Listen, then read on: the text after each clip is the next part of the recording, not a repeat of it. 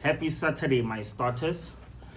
I just wanted to tackle the challenge of holding ourselves back. Going through this week, every single thing that I didn't achieve, I literally can pin it down to holding myself back. Holding myself back because I didn't make time, perhaps. Holding myself back because the goal was not a smart goal and wasn't aimed at the target, which is the action plan and then the action. Holding myself back because I didn't exercise, even though I promised myself that I'm back on the routine of exercise and working on my health.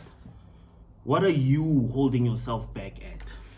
Let's be honest. There are many challenges, numerous, that we come across throughout this life that we are trying to build. But in succumbing, it doesn't make us weak. It just means that there's a certain lack of discipline that may exist, or there are circumstances outside of our control.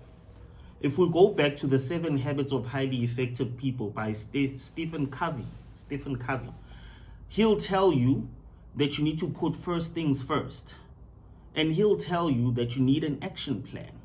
And he'll tell you that there's certain habits that you need to build that align with your mission statement. So those circumstances that are outside of our control, he'll tell you not to focus on them. The late Stephen Covey will tell you not to focus on them. But unfortunately, it is always the negative, the bad things that we are going to focus on. It's just the way our minds are wired. So don't beat yourself up too much. Rather, go into the following week with this plan in mind.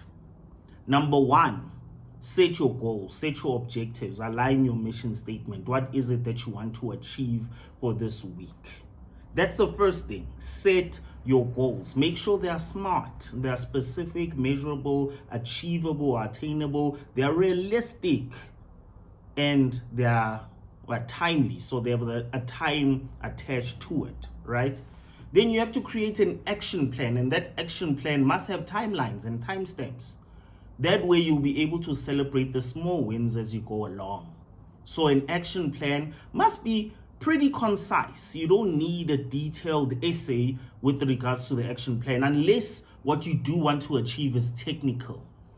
Then it will be the end goal, the result. That technical result, that's what will speak to what it is you want to achieve.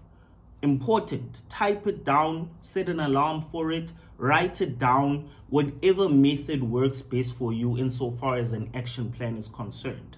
You have to actually obliterate all the challenges that come your way. You have to make sure that you achieve that by doing the third thing.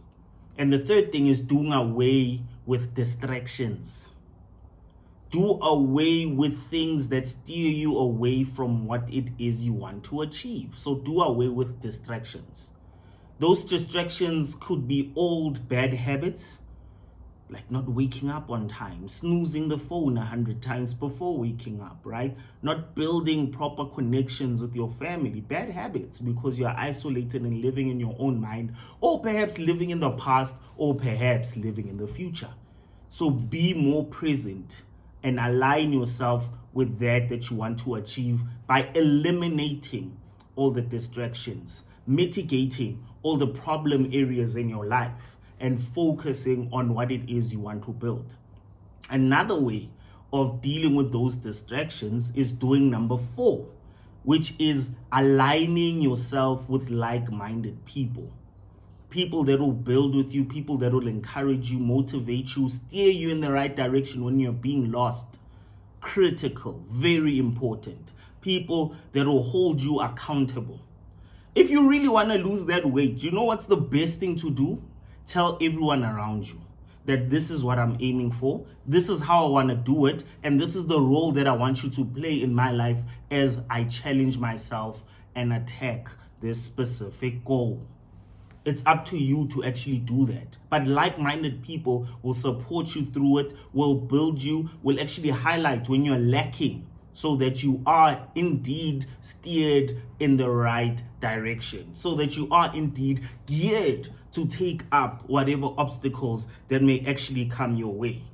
Then number 5, which is critical and the most important, is to work hard and to work smart. Work hard, meaning put in the effort. Work smart, do it in the best possible ways, meaning optimize your skills, your talents, your strategy, your approach. Optimize. Make sure that the strategy that you're willing to go for is a strategy that will work in the quickest of times without necessarily taking shortcuts. Meaning the work ethic has to be there and you need to pull through for yourself, but not necessarily by yourself. Remember the alignment with like-minded people, right? Then, as I mentioned before, you need to celebrate the small wins. You may have a weight-related goal of losing weight, right? And let's say you want to lose 20 kg in the next 6 months.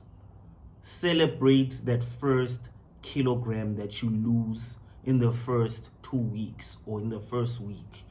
It'll snowball, it will build your momentum so that you can gear yourself enough for the next milestone. So celebrate each and every single milestone.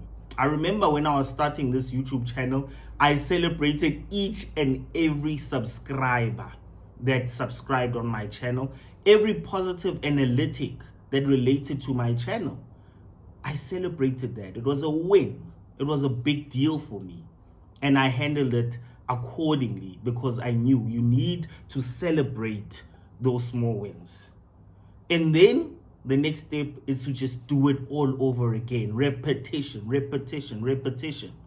Repetition will lead to optimized results, quicker results, better results. You'll be a better person. You'll have fulfilled your goals. You'll have less regrets, and your goals and aims will be very simple and achievable for you. And then you can rinse and repeat, and the cycle continues. Because ultimately, it starts with you and nobody else. I love you, my starters. See you on the next one. To a new week. Cheers.